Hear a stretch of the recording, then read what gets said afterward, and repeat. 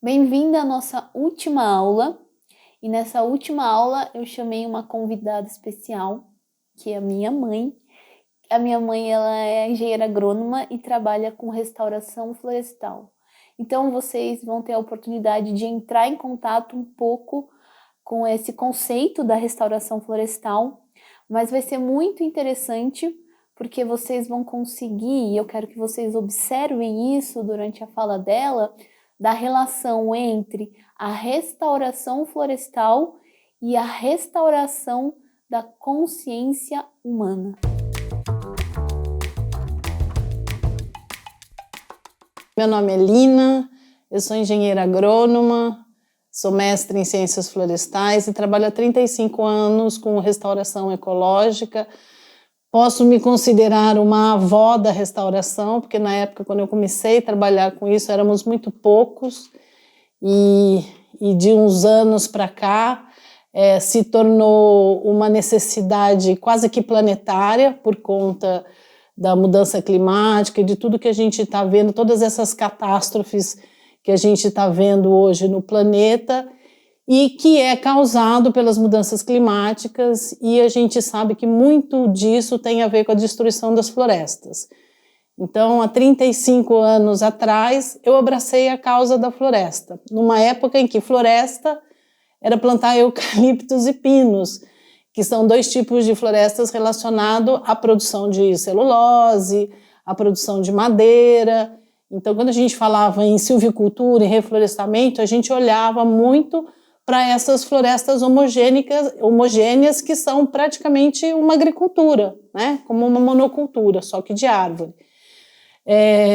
E o reflorestamento que a gente fala, que a gente abraça, que é o escopo do meu trabalho, está relacionado com construção de biomas, então com reconstrução basicamente da Mata Atlântica, que é um bioma, e do Cerrado, que é um outro bioma. Então é você recompor toda essa complexidade que envolve esses ecossistemas.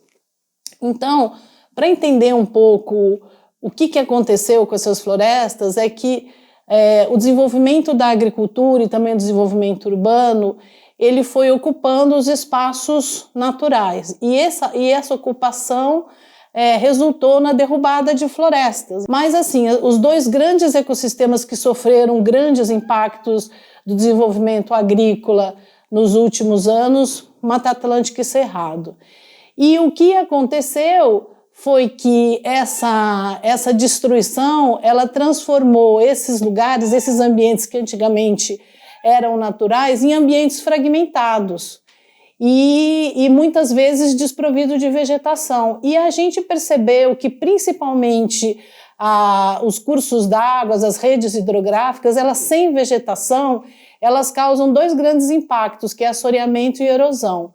Então a gente vive muito isso, esse impacto do assoreamento e da erosão, em decorrência da destruição das florestas que ficam na beira dos rios, né, na beira dos córregos, na beira das nascentes, e também das florestas que ficam nas encostas, nos topos de morros, que ajudavam na proteção desse solo. Então hoje o que a gente vê no Rio Grande do Sul é um grande impacto dessa destruição, principalmente das florestas de cabeceira, as florestas que servem para proteger o que a gente chama de recarga de aquífero, que são as regiões onde a chuva tem que infiltrar para abastecer o lençol freático. Então a chuva que não infiltra, ela escorre na superfície do terreno, leva ao solo e aterra os cursos d'água. Então isso foi um dos maiores impactos, perda de nascentes, perda de biodiversidade, extinção de espécies vegetais, espécies animais. A gente está num momento muito crítico da restauração. E eu venho trabalhando há 35 anos, fazendo então um trabalho dentro de unidades de produção, de fazendas, de café, de cana, onde eu faço esse desenho da paisagem e construo ali o que a gente chama de uma paisagem sustentável. Então é um trabalho que tem todo um arcabouço teórico, a gente já tem a restauração ecológica, ela já é uma ciência de pelo menos 25, 30 anos, onde a gente já tem estratégias, a gente tem ferramentas de diagnóstico, uso de recursos de imagem. Então, a parte da tecnologia da restauração, ela vamos dizer, ela avançou bastante nos últimos anos. E essa não é a parte mais difícil de fazer uma restauração, por incrível que pareça. Então, ao longo dos anos, as experiências que eu tive de ter feito centenas de projetos de restauração, é que a gente ia lá, conseguia fazer um bom diagnóstico, entendia o que estava acontecendo com aquela área, trazia uma tecnologia boa, porém, se aqueles gestores, aquelas pessoas que estavam ali cuidando daquela área não tivessem a consciência ambiental e a importância do trabalho que eles estavam fazendo, a floresta não vinga. Depois de um tempo observando isso, eu comecei a perceber que o componente humano, ele é o fundamental para o sucesso da restauração ecológica. Sem essa consciência, né, do ambiente, sem essa consciência da importância das florestas, sem essa consciência da importância das florestas protegendo as águas, protegendo os serviços ecossistêmicos, sem essa consciência de você dar valor à biodiversidade, que uma espécie mantida viva, ela tem um valor incalculável para o meio ambiente. Sem toda essa consciência, o projeto ele não vinga. Então, eu vou citar um exemplo, vamos dizer, de pesquisa, né? Há uns anos atrás, eu desenvolvi, eu participei, coordenei uma pesquisa em quatro regiões. Essa pesquisa ela foi financiada por uma grande empresa torrefadora de café, então ela dava todos os recursos para os produtores rurais. Ela dava mão de obra, ela dava todo o dinheiro para comprar as mudas, para comprar os adubos, ela pagou a minha consultoria para fazer ali o melhor planejamento, a melhor estratégia para a construção dessas florestas, e aí nós fizemos esse trabalho e acompanhamos durante 3 anos. Então foi incrível que depois de 3 anos acompanhando, a gente teve 3 resultados bem diferentes. Então teve propriedade que as florestas tiveram um ótimo desenvolvimento e o produtor ainda plantou mais e trouxe mais elementos ali para aquela área e a gente conseguiu fechar com sucesso aquela restauração. Em outro projeto, o produtor, ele praticamente metade foi perdido, das espécies plantadas, metade foi perdida, e uma parte ficou lá, então assim, teve um desempenho razoável, regular, ok, do projeto. E um outro projeto, depois ao final, quando a gente foi fechar os resultados, a gente tinha perdido praticamente 90% das espécies e nós não conseguimos fazer a restauração. Então, a pergunta, né, como se a gente deu os mesmos recursos para os 3, tudo foi pago da mesma maneira para os 3 projetos, por que ao final o resultado foi tão diferente, tão discrepante? Porque poderia ter tido alguma diferença, mas não de uma maneira tão discrepante, onde a gente viu 3 perfis totalmente diferentes de resultado de projeto, 3 padrões totalmente diferentes de resultado de projeto. Então, aonde que está a diferença, né? E a diferença, ficou clara, a diferença estava no perfil do gestor do projeto, no perfil do proprietário.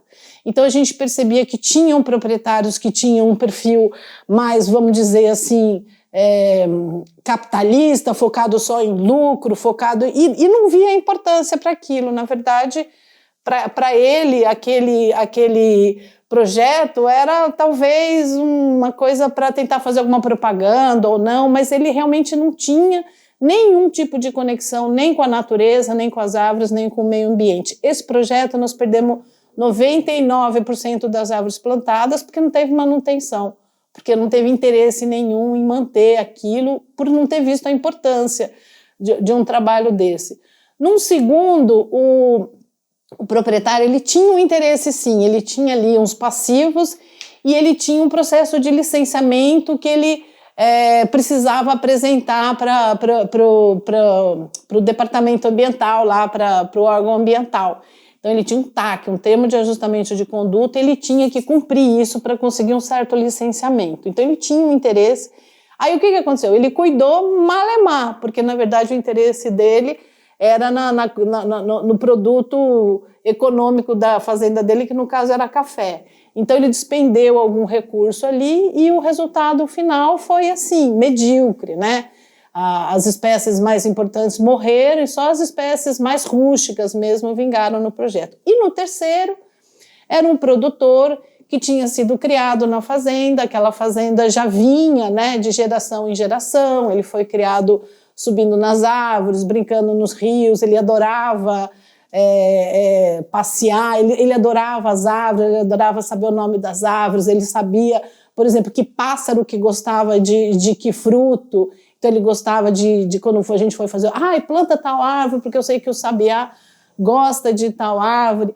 E essa pessoa tomou todos os cuidados e a floresta dele teve uma mortalidade, que é uma das coisas que a gente mede como indicador de sucesso, é a mortalidade, tem uma mortalidade de menos de 10%. Ele ainda trouxe novas espécies para a área, quis plantar outras áreas e o projeto que a gente estava patrocinando, ele aumentou. Então ficou muito claro que antes de pensar em construir uma floresta, em fazer uma floresta, em reconstruir um bioma, um ecossistema, esse ambiente tem que ser construído amorosamente dentro do coração de cada um. Então, essa intenção que é baseada na consciência ecológica, vamos falar assim, na importância, né, no impacto que se tem de não fazer esse tipo de trabalho, isso vai gerar o resultado final tecnológico do projeto de restauração. Então é muito comum depois, foi uma experiência bem interessante,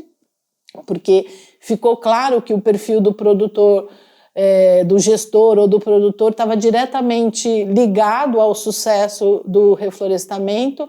E aí, no final, a gente, inclusive, escreveu um trabalho, um manual de restauração, né, que foi um resultado dessa pesquisa.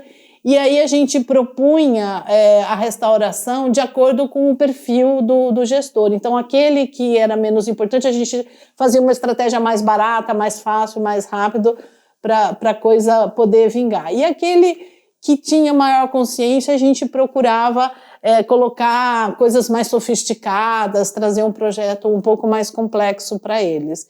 E hoje em dia, né, esse trabalho é um trabalho de acho que 15 anos atrás.